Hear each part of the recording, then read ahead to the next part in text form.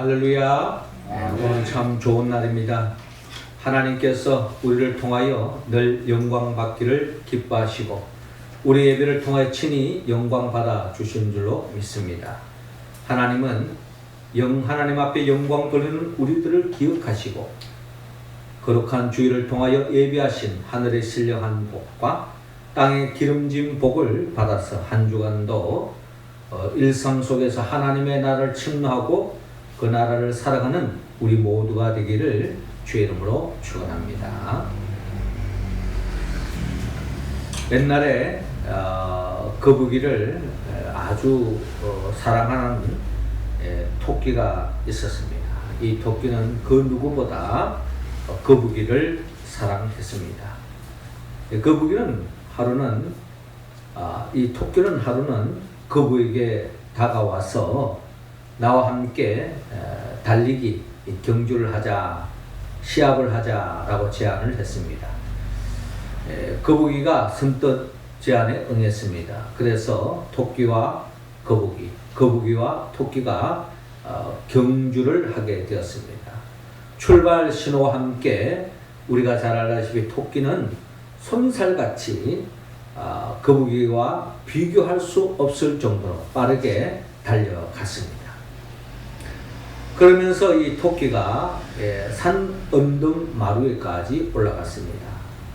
조금만 더 달리면 결승점이 있음에도 불구하고 이 토끼는 이 산 마루에서 잠을 자는 척했습니다. 그러면서 토끼가 이 거북이를 향해서 마음으로 기도했습니다. 토끼야, 힘을 내라. 거북이야, 힘을 내라. 그리고 포기하지 마라. 포기하지 말고 끝까지 달려라. 라고 그렇게 자기의 소망을 걸고 기도하는 마음으로 바라고 있었습니다. 아닌 게 아니라 이 거북이가 포기하지 않고 계속 엉금 한 걸음 한 걸음 마침 토끼가 잠자고 있는 산마루를 통과하게 되었습니다. 그 순간에도 이 토끼는 계속 자는 척하고 있었습니다. 왜냐하면 이 토끼는 거북이를 너무 사랑하는 나머지 자기가 자는 척하여서 거북이가 결국에는 자기보다 더 빨리 결승점에 들어가서 이기는 그 기쁨을 누리도록 토끼가 바라고 있었기 때문입니다. 마침내 거북이가 결승점을 통과했습니다. 거북이가 승리했습니다. 이 승리의 기쁨에 거북이만 기뻐한 것이 아니고 토끼도 함께 기뻐했다는 것입니다. 왜냐하면 이 토끼는 거북이를 너무나 사랑하는 나머지 거북이가 승리하는 것에 대해서 함께 기뻐해 주었다는 그런 이야기가 있습니다. 자, 이 이야기는 우리가 평소에 아는 토끼와 거북이 이야기와는 좀 사뭇 다른 이야기로 각색되어 있는 것을 볼 수가 있습니다. 한마디로 말해서 이 이야기는 기존에 우리가 아는 토끼와 거북이와는 경쟁 관점에서 이야기를 풀었다면 방금 우리가 나눴던 이 이야기는 사랑의 관점에서 토끼와 거북이 이야기를 다시 각색해서 우리에게 들려주고 있는 것입니다. 그렇습니다. 경쟁의 관점에서 보면은 거북이가 이겼지만 사랑의 관점에서 보면 거북이와 토끼가 함께 모두 승리했다고 우리는 이야기할 수 있습니다. 우리는 우리 인생을 경쟁의 관점에서만 보기보다는 사랑의 관점에서 보아야 합니다.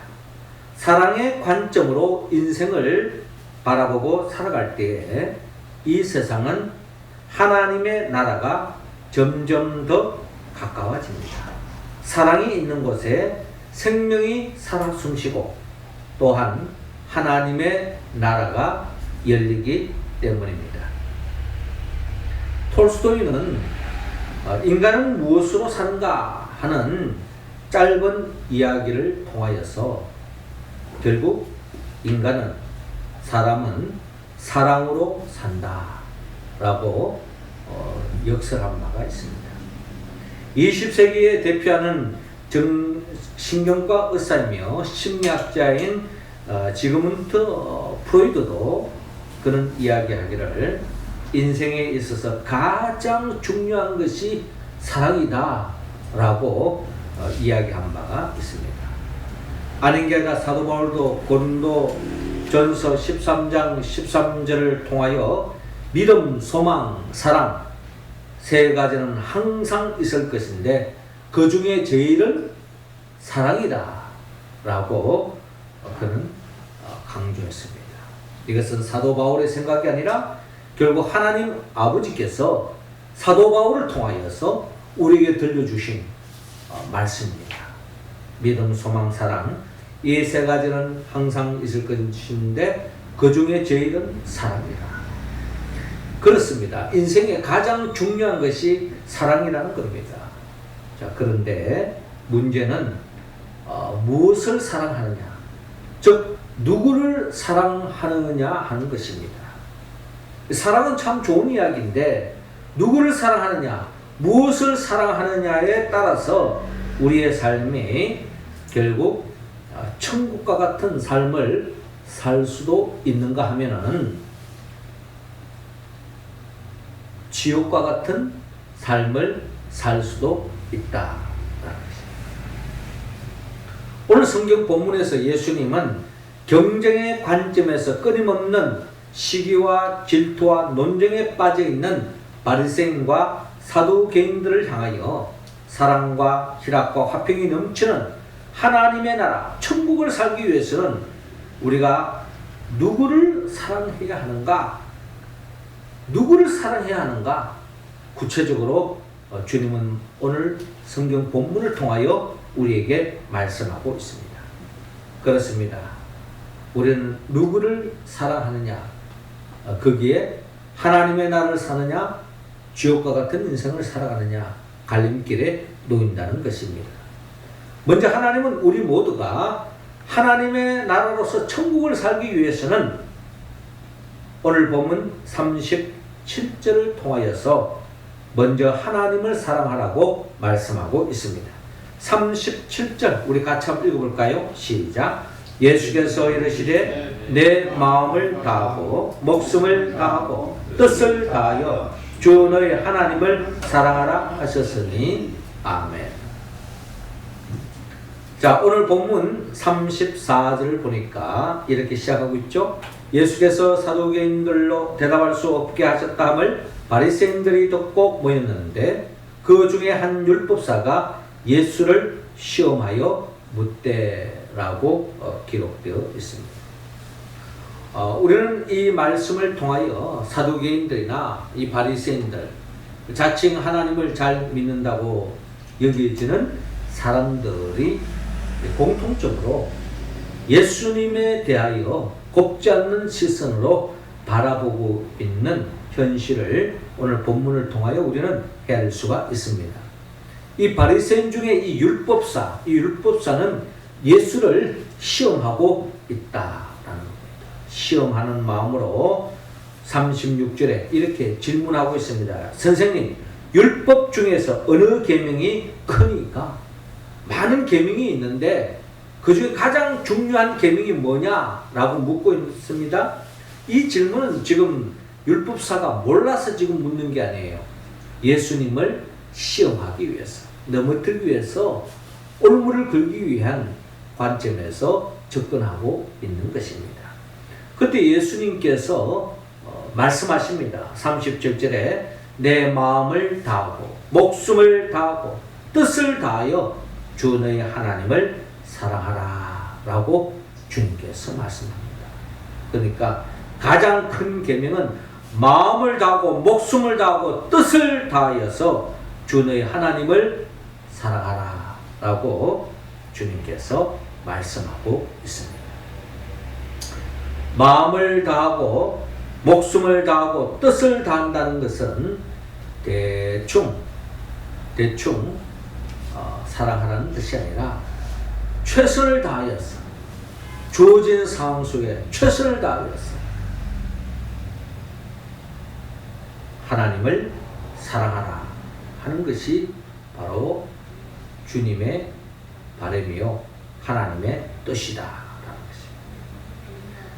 하나님을 사랑하는 데 있어서 우리가 10계명 중에 1계명에서 4계명까지는 하나님을 어떻게 사랑해야 되느냐 하는 그 방법을 가르치고 있는데 1계명은 너는 나 외에 다른 신을 내게 있게 말지니라 라고 말씀하며 너를 위하여 새긴 우상을 만들지 말라고 말씀하시고 또한 너는 너희 하나님 여호와의 이름을 망령되이 일컫지 말라고 말씀하시며 안식일을 기억하여 거룩히 지키라 라고 주님께서 말씀하십니다.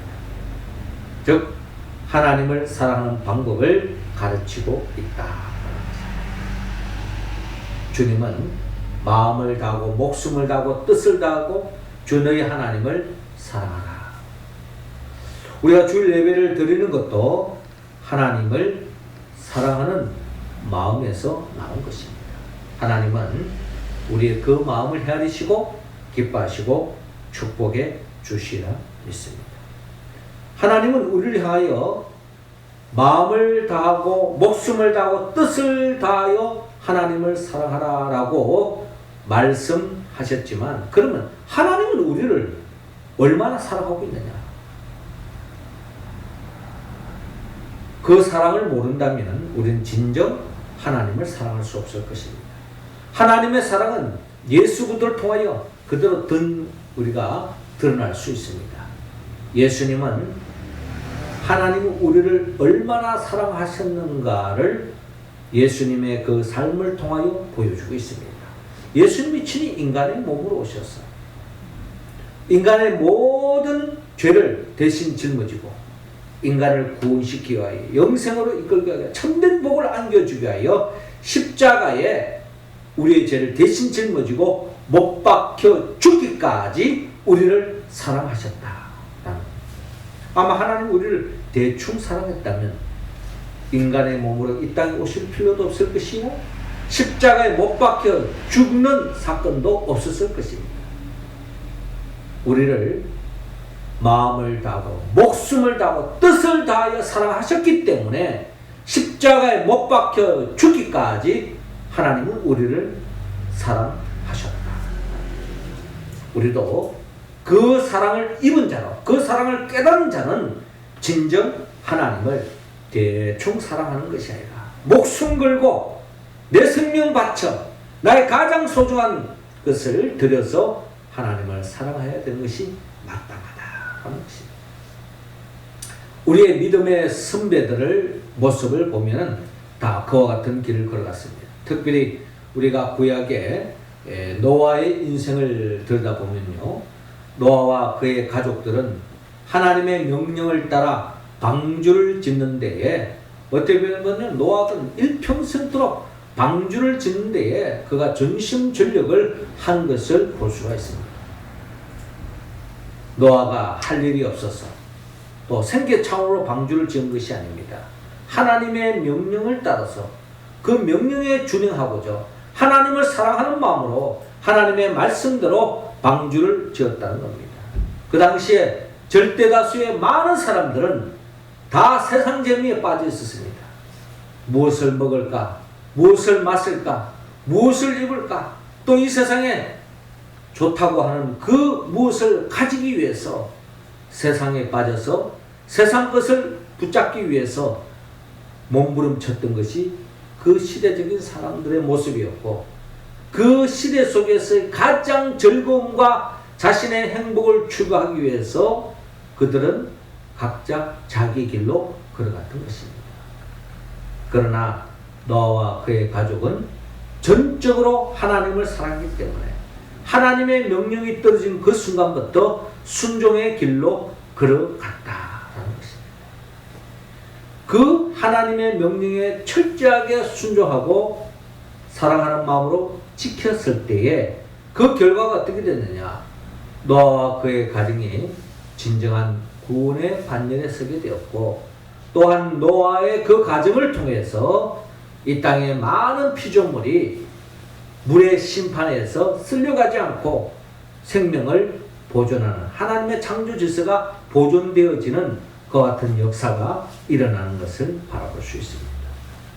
이처럼 진정한 하나님을 사랑하는 사람은 거기에 살 길이 있고, 자신을 통하여 주의 많은 사람들, 많은 생명들도 살 길이 열리는 역사가 일어난다는 것이죠. 믿음의 선배 아브라함도 마찬가지입니다. 아브라함이 하나님의 말씀을 철저하게 순종의 길로 걸어갔습니다. 아브라함이 하나님을 순종하고 명령에 따른 것은 그가 하나님마다 잘되고 모든 것들이 형통하고 세상적으로 잘되기 때문에만 순종한 것이 아닙니다. 그가 살아가는 삶 속에 어려움과 역경이 다가오고, 심지어 여러분, 아브라함은 그의 삶에서 가장 고통스러운 순간이 있었다면 하나님께서 독자 이삭을 바치라고 하는 명령이었을 것입니다. 아브라함은 이 세상의 모든 것을 다 포기할 수 있어도 독자 이삭만 100세에 이르러서 얻은 그 아들을 포기한다는 것은 사실 있을 수 없는 이야기 아니겠습니까? 그럼에도 불구하고 아브라함은 하나님을 진정 사랑했기 때문에 마음을 다하고 목숨을 다하고 뜻을 다하여 하나님을 사랑했기 때문에 자신의 가장 소중히 여기는 그 아들마저도 내려놓고 하나님의 말씀에 순종했다는 것입니다. 그 결과 하나님은 아브라함이 진정 네가 나를 사랑하는 걸로 이제 깨달았다 하면서 하나님은 마음껏 아브라함에게 복에 복을 더해 주시는 것을 바라볼 수 있습니다. 우리가 그의 나라와 그의 의를 구하는 마음으로 하나님의 영광을 위하여 우리가 전적으로 하나님을 사랑할 때 하나님은 우리 인생을 책임져 주시는 줄로 믿으시기 바랍니다. 심은 대로 거둡니다. 하나님을 진정 사랑하는 사람, 하나님이 우리를 사랑하시고 챙겨주십니다. 하나님을 대충 사랑하는 사람, 하나님도 우리를 대충 챙겨줄 줄 몰라요. 그러나 하나님을 전적으로 사랑하고 헌신하고 위하는 인생은 하나님께서 우리의 인생을, 우리의 앞길을 책임져 주시고 가장 복된 길로 인도해 주실 줄로 여러분 믿으시기 바랍니다. 우리는 이 믿음으로 믿음의 길을 걸어가고 있습니다. 끝까지 이 믿음에 흔들리지 말고 하나님의 영광을 위하여 살아가는 우리 모두가 되어서 진정한 하나님의 나라를 살아가는 우리 모두가 되기를 주의 이름으로 축원합니다.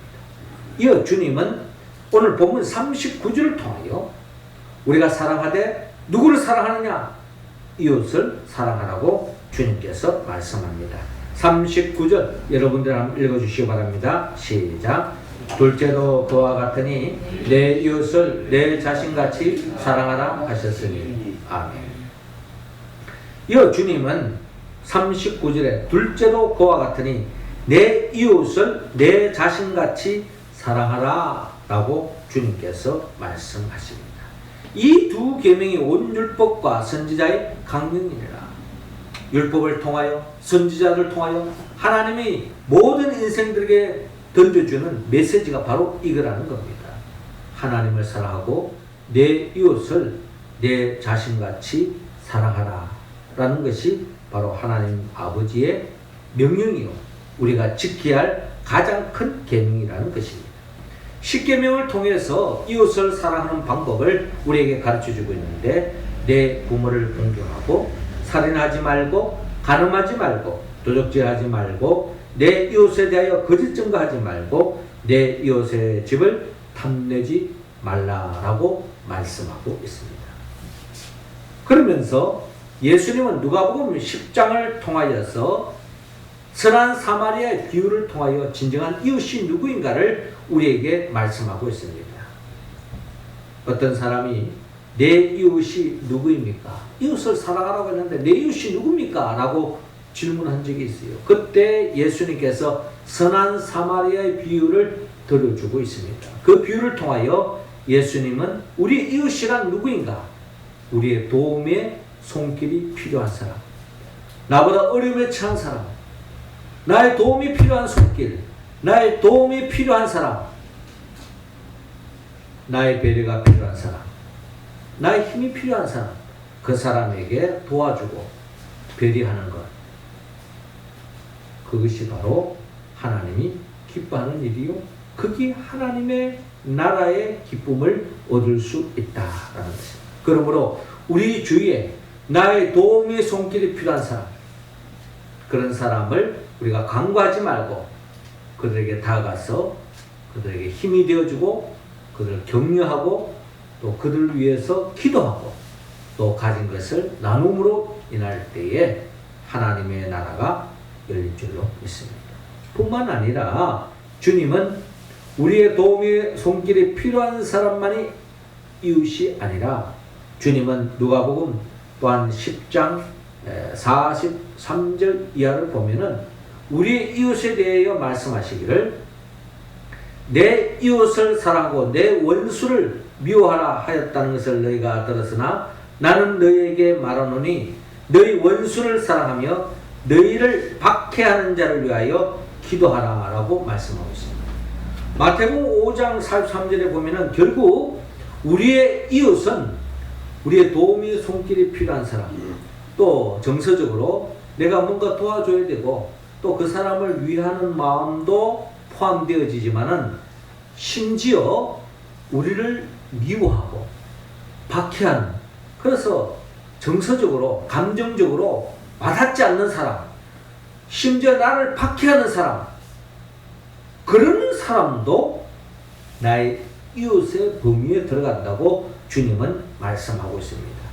너희 원수를 사랑하면 너희를 박해하는 자를 위하여 기도하라 라고 말씀하고 있습니다. 그러니까 우리가 감정적으로 내가 뭔가 좋은 관계에 있는 사람만 이웃이 아니라 심지어 나의 원수 같은 사람도 이웃이다. 그들을 위해서 기도까지 하라고 또 주님께서 우리에게 원하고 있습니다.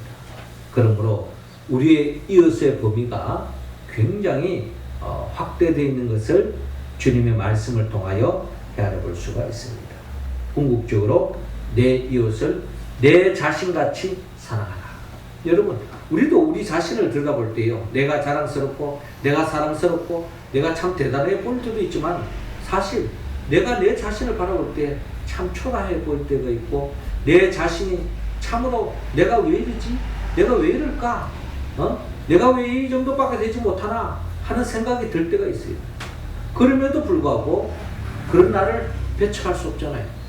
그런 나를 사랑스럽든 또 내 자신이 싫든 나를 사랑해야 되는 것이 하나님의 뜻입니다. 그와 마찬가지로 내 이웃에 대해서도 내게 호감이 되든 호감이 되지 않든 좋든 싫든 이웃에 대하여 사랑하라는 것이 주님의 명령이다 라고 오늘 성경은 밝히고 있습니다. 마지막 세 번째로 우리가 진정 사랑해야 할 대상은 누구인가? 오늘 본문을 통하여 42절에 예수들을 사랑하라고 말씀하고 있습니다. 42절 같이 한번 읽겠습니다. 시작. 너희는 그리스도에 대하여 어떻게 생각하느냐? 누구의 자손이냐? 대답하되 다윗의 자손이니이다. 아멘. 자, 이어지는 본문 41절에 바리새인들이 모였을 때 예수께서 그들에게 물으시되 너희는 그리스도에 대하여 어떻게 생각하느냐? 누구의 자손이냐? 대답하되 다윗의 자손이니이다 라고 말씀합니다. 그러니까 지금 율법사나 이 바리새인들은 가장 큰 계명이 하나님을 사랑하고 내 이웃을 내 몸과 같이 사랑하라는 것은 누누이 율법서를 통하여 또 선지자들을 통하여 들은 말씀이기 때문에 그 말씀에 대해서 모르는 사람은 아무도 없다는 것입니다. 다 알고 있어요. 그런데 예수님께서 지금 이 말씀을 너희들이 모르기 때문에 내가 지금 이야기하는 것이 아니라 너희들도 다 알고 있지 않느냐 라고 말씀하시며 예수님이 지금 하시고자 하신 말씀은 바로 그것보다 더 중요한 것이 있다는 겁니다. 그것은 바로 예수 그리스도를 사랑하고 있느냐 라는 것을 예수님이 되묻고 싶은 거예요. 너희들은 자칭 하나님을 사랑하고 이웃을 사랑한다라고 자부하고 살고 있지만 진정 너희들이 하나님의 아들로 이 땅에 오신 예수 그리스도를 사랑하고 있느냐? 어떻습니까? 바리새인과 서기관들은 틈만 나면 예수를 넘어뜨리려 하고 올무에 걸려고 하고 흠집을 잡으려고 하는 것이 바로 그들의 속마음이잖아요. 그러니까 그들은 하나님을 사랑하고 이웃을 사랑한다 하지만 진정 예수 그리스도를 사랑하지 못하고 있는 것이 그들의 상황인 것입니다. 그래서 지금 예수님께서 바리새인들이 모였을 때에 그들에게 질문하면 너희는 그리스도에 대하여 어떻게 생각하느냐? 누구의 자손이냐? 그들은 선뜻 대답합니다. 그리스도? 그분은 다윗의 자손입니다. 왜? 성경에 기록되어 있으니까요. 그래서 마태복음 1장 1절에도 아브라함과 다윗의 자손 예수 그리스도의 세계라 라고 말했던 것처럼 유대인들은 이 그리스도는 아브라함의 자손이요 다윗의 자손에 의해서 나올 것이라는 것을 누구나 다 알고 있는 이야기입니다. 그래서 너희들은 그리스도에 대해서 어떻게 생각하냐 했을 때에 그들의 답이 다윗의 자손입니다 라고 대답 나오는 것은 당연한 것이고 맞는 이야기입니다. 그런데 주님이 관심 갖는 것은 여기에 있지 않습니다. 그리스도가 다윗의 자손인 것은 맞는데 진정한 그리스도는 누구인가를 너희들은 모르고 있다라는 것이죠. 그래서 43절에 그러면 다윗이 성령에 감동되어 어찌 그리스도를 주라稱하여 말하되 주께서 내 주께 이르시되 내가 내 원수를 내 발 아래에 둘 때까지 내 우편에 앉아 있으라 하셨도다 하였느냐라고 질문하고 있습니다. 그러니까 그리스도가 다윗의 자손인데 어떻게 다윗이 그리스도에 대하여 주라고 말할 수 있느냐? 이거는 육적인 관점에서 해석할 수 없다는 겁니다. 영적으로 해석하지 않으면은 그리스도를 알 수가 없다는 거죠.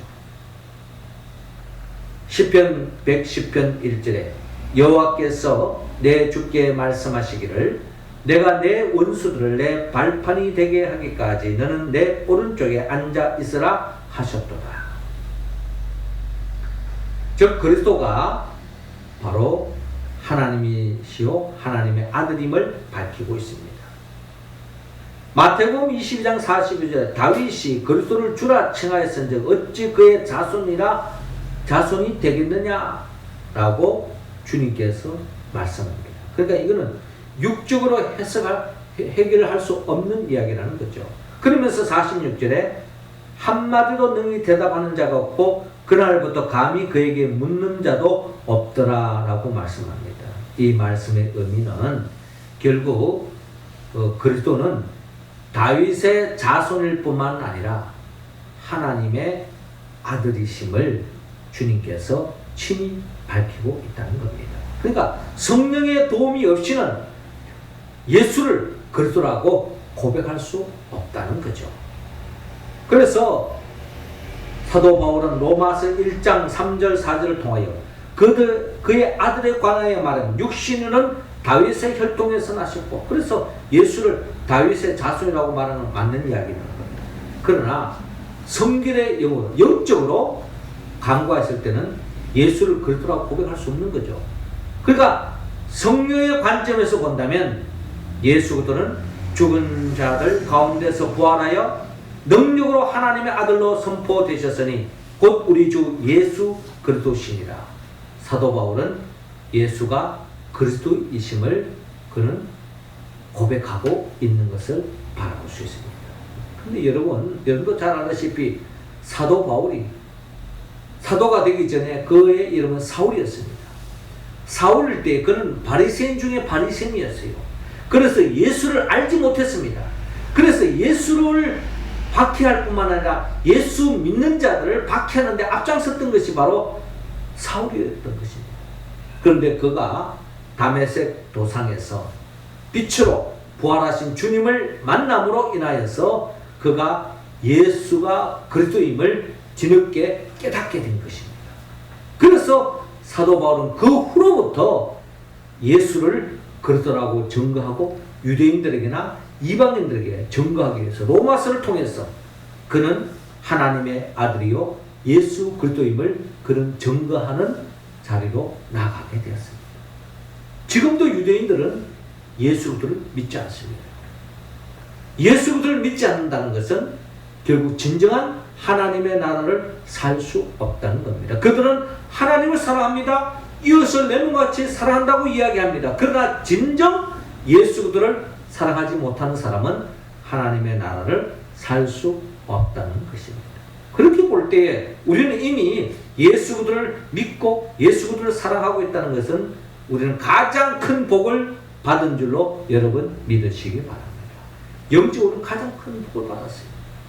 예수 그리스도를 믿는다고 하는 것은 성경의 관점에서 봤을 때 최고의 복을 받습니다. 그 복은 다름이 아니라 영생을 얻은 것이요 하나님의 나라를 영원히 살 수 있는 그 복을 우리는 누리게 되었다. 요한복음 5장 19절 이하를 보면 요한복음 5장 23절에 보면 이는 모든 사람으로 아버지를 공경하는 것 같이 아들을 공경하게 하려 하십니다. 아들을 공경하지 아니하는 자는 그를 보내신 아버지도 공경하지 아니하느니라 라고 말씀합니다. 그러나 여러분 바리새인과 유대인들은 자체 하나님을 사랑한다고 하지만 예수님의 눈으로 보면요, 즉 하나님의 관점에서 보면은 예수를 영접하지 않는 그들은 한마디로 다 꽝이다, 흑당이라는 겁니다. 진정한 복을 받을 수 없다는 겁니다. 그들은 진정 하나님을 공경한다고 하지만 하나님을 진정 공경하지 못하고 있다고 성경은 밝히고 있습니다. 사도행전 4장 12절에 다른 이로서는 구원을 받을 수 없나니 천하 사람 중에 구원을 받을 만한 다른 이름을 우리에게 주신 일이 없음이라 하였더라 라고 말씀합니다. 우리 구원자는 오직 예수 그리스도라는 겁니다. 예수 그리스도를 사랑하고 있느냐. 어느 종교이든 다 자기 신을 사랑합니다. 그리고 이웃을 사랑한다고 이야기합니다. 그러나 더 중요한 것은 예수 그리스도를 사랑하고 있느냐. 이게 바로 성경이 말하는 바로 예수 그리스도만이 우리의 진정한 구원주요 구원에 이르게 하시는 분이라는 것을 성경은 밝히고 있습니다. 주님은 우리 모두에게 특별히 오늘 성경에 이 바리새인들에게 너희들은 그리스도를 영접하고 있느냐, 예수를 그리스도라고 고백하고 있느냐 라고 질문하고 있습니다.